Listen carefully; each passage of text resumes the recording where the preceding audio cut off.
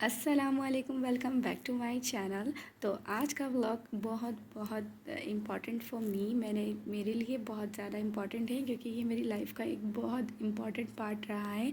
इस पार्ट में मैंने बहुत ज़्यादा स्ट्रगल की है, हार्ड वर्क किया है और एक मैंने कोशिश की है कि मैं लोगों के लिए इस चीज़ में एक मिसाली रूप पेश करूँ लोगों के सामने। मैंने कोशिश की है और उसके लिए मैंने बहुत ज़्यादा हार्ड वर्क किया है, कोशिश की है। क्योंकि मैं जिस कास्ट से बिलोंग करती हूँ वहाँ बहुत ज़्यादा क्वालिफ़ाइड लोग नहीं हैं, बहुत कम, बहुत ही मुख्तसर सा एक लिमिट है। एक वैसे मैं एक बहुत बड़ी बिरादरी से बिलोंग करती हूँ, बट वहाँ एक बहुत छोटा सा एक पार्ट है, क्या कहूँ उसको मैं ना, जिन लोगों ने क्वालिफ़िकेशंस को इम्पोर्टेंस दिया हुआ है, जिन्होंने एजुकेशन की अहमियत को समझा हुआ है, तो मैं उसमें से एक हूँ।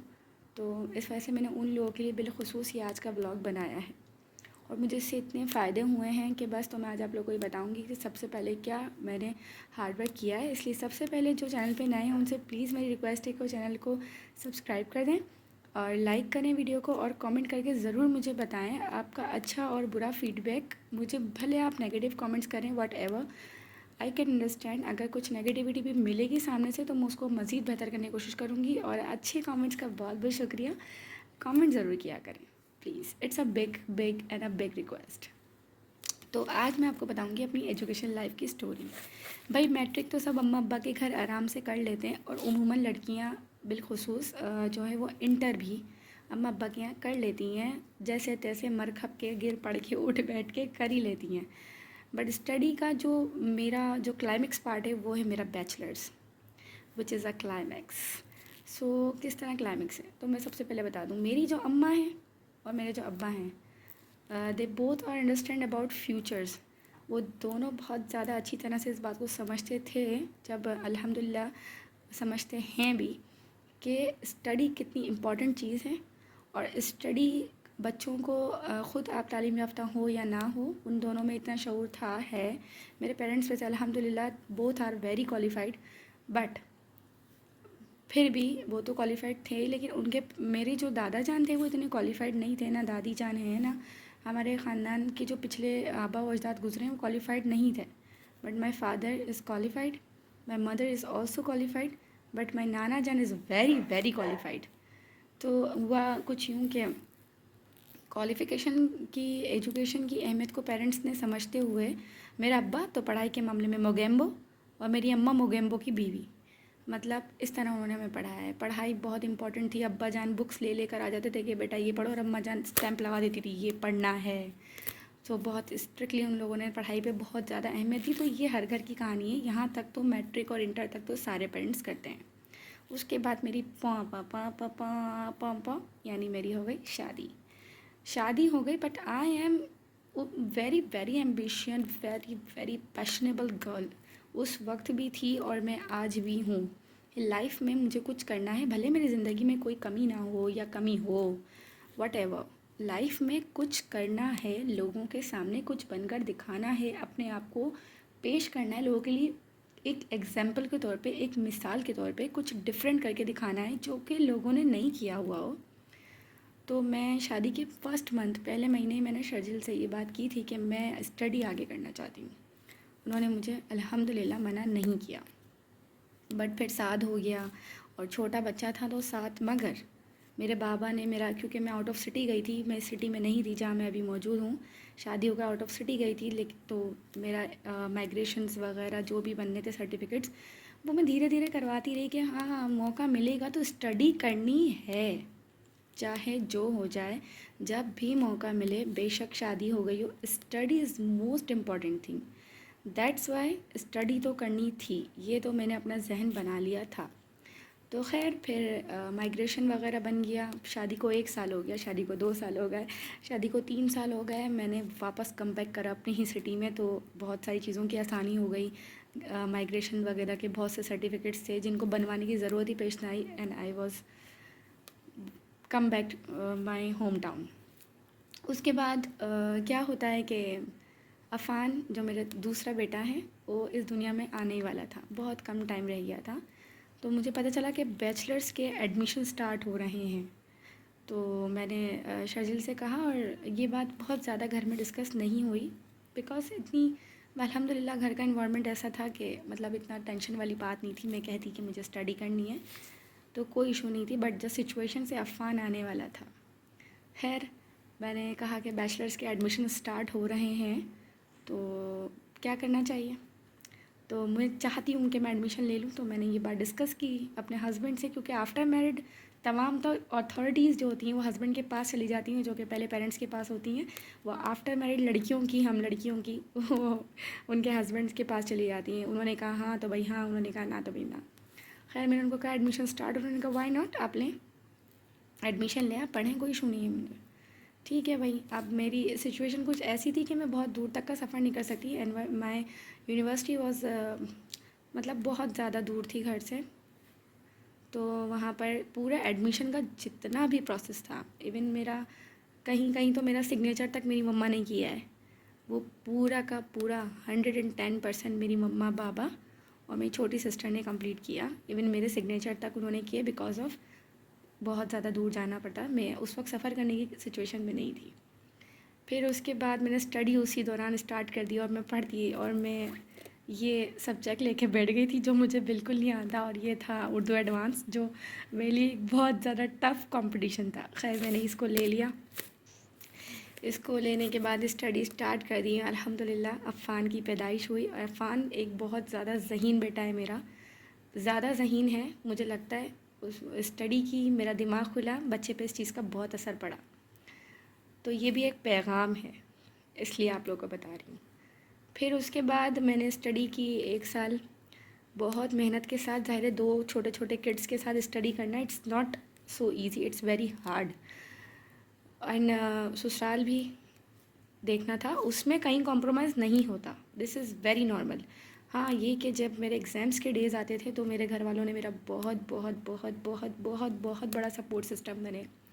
मेरी सास, मेरी नंदें, मेरा पूरा ससुराल, जितनी तारीफ़ करूँ उतनी कम है, जितनी तारीफ़ करूँ उतनी कम है। बिकॉज़ पेपर के दिनों में बच्चों को घर पे छोड़ के जाना, अपनी रिस्पॉन्सिबिलिटीज़ को ऑफ़ कोर्स मैं नहीं निभाती थी, और वो करने के लिए मुझे किसी ने कभी भी प्रेशराइज़ भी नहीं किया कि आप ये काम नहीं करो अपने स्टडी के चक्कर में।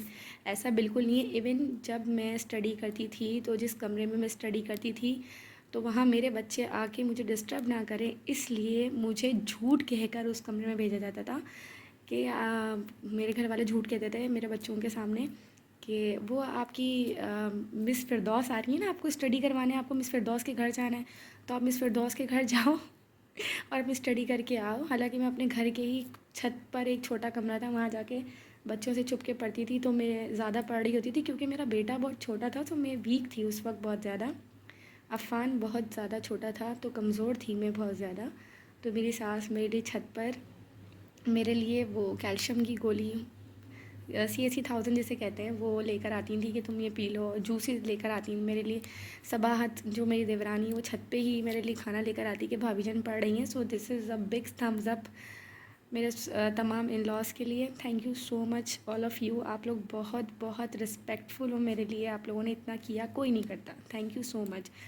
ये कहना ज़रूरी था कि आज मैं जिस मकाम पे हूँ उसकी बहुत बड़ी सपोर्ट सिस्टम एक लड़की का आफ्टर मैरिड। देखें, पेरेंट्स तो सबके ही बहुत ज़्यादा जो है ना वो मोहब्बत करते हैं, जो बच्चियाँ चाहती हैं वो करते हैं, बट अगर ससुराल वाले इस तरह करें उनको अप्रिशिएट ज़रूर करें। Appreciation is the most important thing, ताकि वो आगे ग्रो करे चीज़, उस चीज़ को आप आगे बढ़ावा दें। So thank you so much my all in laws, मेरी नंदें, सब everybody's, they are all prayer for me every time. Thank you so much. और अप्रिसिएशन का तो ये आलम था कि मेरे ससुर ये कहते थे, भाई अपने दोस्तों को फ़ोन करके मुझे पेपर दिलवाने वही लेके जाते थे, तो वो कहते थे यार अपनी बहू बेटियों को पेपर दिलवाने लेके जा रहा हूँ, बड़ा बिजी हूँ आजकल वो बहुत प्राउड ऑफ़ यू, मतलब बहुत ज़्यादा प्राउड फील करते थे मेरे ऊपर कि मेरी बहू पढ़ रही है।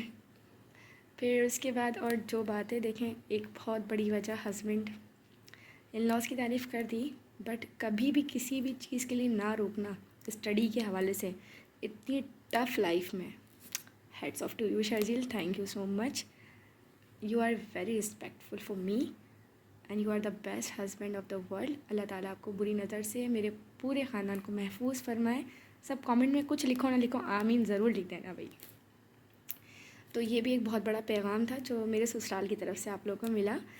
अच्छा, अब जो है वो 1 साल की स्टडी कंप्लीट होने के बाद दरमियान में कोविड आ गया, और कोविड के बाद फाइनल ईयर में मोहसिन आ गया। और जब मैं फाइनल ईयर के एग्ज़ाम्स देने के लिए गई हूँ तो मोहसिन 1 महीने का था, और उस दिन मुझे सच में बहुत दिल दुख रहा था मेरा। और मेरे ससुर उनका इंतकाल हो चुका था। द टफ़ टाइम मेरे लिए बहुत ज़्यादा, इसलिए क्योंकि वो मुझे लेके जाते थे पेपर दिलवाने के लिए, और वो मुझे घर लेकर आते थे पेपर दिलवाने के बाद। और मैं वो अच्छी ड्राइविंग करते थे बहुत, तो मैं बहुत कंफर्टेबल जाती थी, उनके साथ आती थी। बट अब फाइनल ईयर, एक तो 1 महीने का मोहसिन, वो बहुत टफ़ था। और दूसरा था टफ़ ये कि अब्बू नहीं थे, और उस वक्त अब्बू के इंतकाल को 2 मंथ्स हुए थे। मतलब बहुत ज़्यादा टफ़ डे था वो। मैं वो दिन कभी भी नहीं भूल सकती, अंदर से दिल रो रहा था मेरा।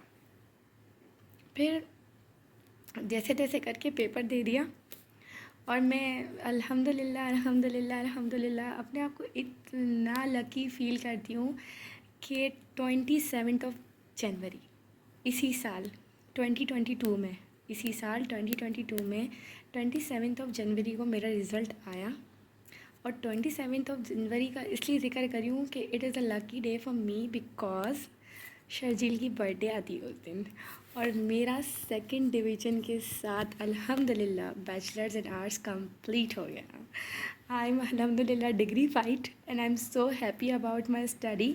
आपको ये पूरी स्टडी का जो स्टोरी था, ये बताने का मतलब ये था कि चाहे कितनी भी रुकावटें आएँ, ऐसा नहीं है कि मैंने मेहनत नहीं की, ससुराल नहीं निभाया, या मैंने जो है वो घर के कामों में, I am a very very good chef, I know.